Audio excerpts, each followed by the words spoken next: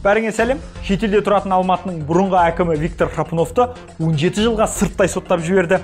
Желде көбі Болат Жетекбай сияқты 17 жыл түгілі 170 жылға соттаса да Храпуновтың өзі елең ете қоймас деп отыр. Серғали Асламбек болса, Храпуновты биліктің өзі қашырып жіберген еді ғой. Енді сырттай соттап жатыр. Осыдан кейін біздің билікке қалай сенуге болады деп сұрақ қояды. Нұрлан Оспанов, Швейцария Храпуновты Қазақстанға бермейді. Ол қанша қылмыс жасаса да, Европа Қазақстан сотымен ешқашан санаспайды деп сенімді екен. Мұратбай Бимағанбет те қалыспай, жемқорларды елден шығармау керек дейді. Айбол Қарашев, түйені түгімен жұтқандар шетелде тайраңдап жүріп, велосипед ұрлағандар 10 жылда арқалап кетуі мүмкін қоғамда өмір сүреміз деп жазып жатыр.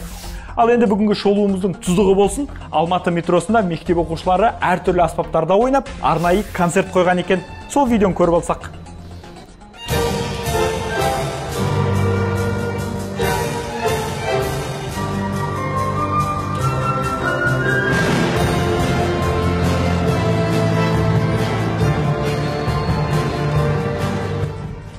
Оқушылар бұл концертті ұстаздар күніне арнапты.